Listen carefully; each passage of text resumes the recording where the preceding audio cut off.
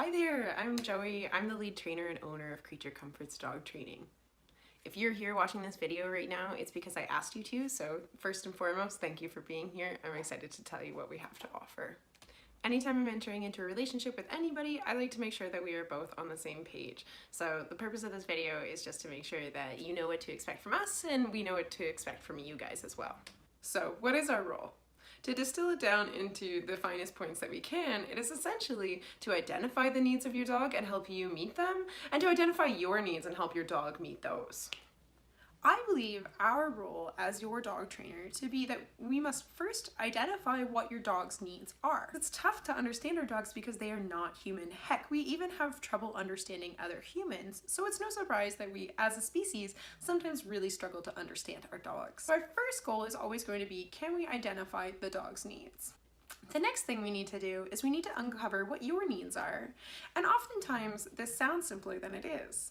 And the final part of our role is problem solving. So once we've identified your dog's needs and identified what your needs are, our job is to find creative solutions. When searching for solutions, we are looking for solutions that are both cooperative and consent-based. A lot of folks tend to assume that we do this because of our ethical commitment to the quality of life of both you and your dogs, and that is true, but it is also because cooperative and consent-based solutions are the solutions that consistently work for the long term. That in order for things to change, something is going to need to change.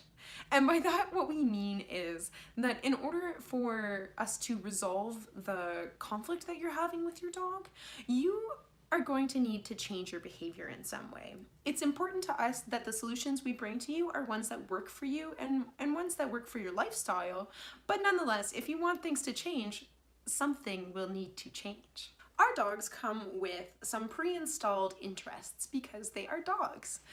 These are things like digging, chewing, chasing, biting. These are all normal things that dogs do. In fact, we selected dogs for these traits when we were selecting them for things like retrieving or herding or even the natural selection process that happens with street dogs. So our approach acknowledges these things about dogs, and instead of working against them, we work to use them to our advantage to get dogs who are more cooperative and more likely to produce the behavior that we need for our day-to-day lives. We also describe our approach as consent-based. The reason that our approach is always consent-based is because with consent, we get enthusiastic participation. And with enthusiastic participation, what we get is long-term solution. Similarly, with you, if we don't have your enthusiastic consent to go ahead with a training plan, then things are likely to fall apart. So our training is always consent-based. It's both consent-based with how we treat your dogs, and it's going to be consent-based with how we treat you as well. And like most care providers, we're approaching this with the intention of do no harm. We choose to acknowledge the behavioral risks, the well-documented behavioral risks of using force, fear, and pain in training. If you'd like a little bit more information about what those risks are, you can check out the link in the caption. To sum up what you find in that link, essentially, when you use force in training, you run the risk of developing fear and anxiety in your learner. You run the risk of them becoming shut down or hyperactive. Because of this risk, we use force-free training methodologies. All that means is that we use the things that your dog wants to change their behavior. Because of the inherent risk of using force in training, we choose not to take on cases that we can't resolve with our force-free methodologies. If such a case were to come up that we felt we couldn't resolve, we would then refer it to a veterinary behaviorist. Essentially, a vet behaviorist is a veterinarian who has become board certified as a behaviorist. Think of them like a psychiatrist for dogs. Despite our commitment to referring out cases that we can't find force-free solutions in, we have never had to do that. We have yet to have a case that we found we couldn't resolve with force-free training.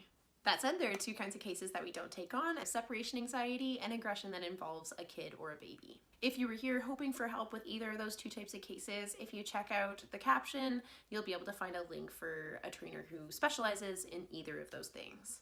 And that's the gist of it. That's our approach. So if you watched all that, you listened, you heard what we had to say, and you are feeling like, you would like to get started now, your first step is going to be creating an account on Time to Pet. Time to Pet is our scheduling, our booking, our invoicing software. It's pretty much where everything happens, and I highly recommend that you get the app for your phone because it's going to open up lines of communication that wouldn't be available otherwise. Once you've created an account for your pet, you can go to the scheduling tab in Time to Pet and you can request a time for your online initial consult.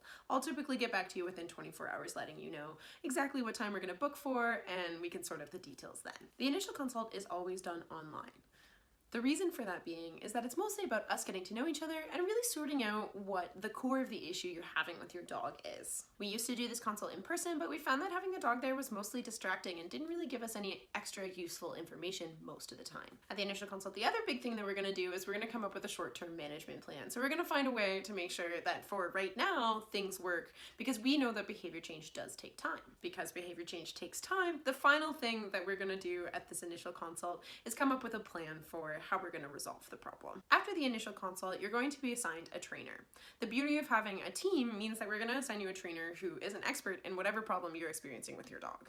On occasion, that trainer is me, but usually it's one of our contractors. For some of our clients, what makes sense is to start with consults.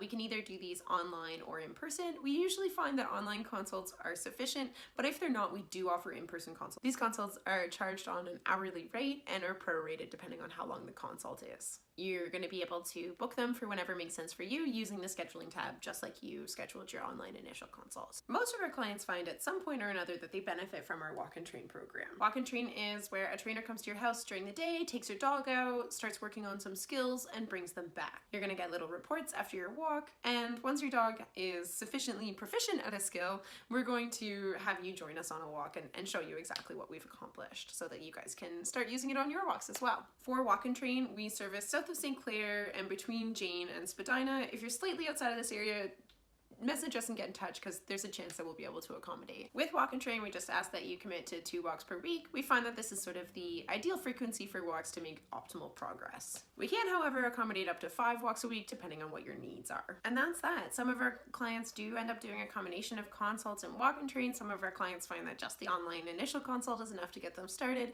It really, really depends on your needs. So I want to thank you for listening. I really appreciate your time today. I know that sitting down for a video of someone talking can definitely feel like a big project. Nonetheless, I really appreciate that you took the time to get to know me and to feel like we are entering into an agreement that we both understand. If everything I said jived with you today, I really look forward to getting started, and I look forward to getting your request for your online initial consult through Time to Pet. Talk to you soon.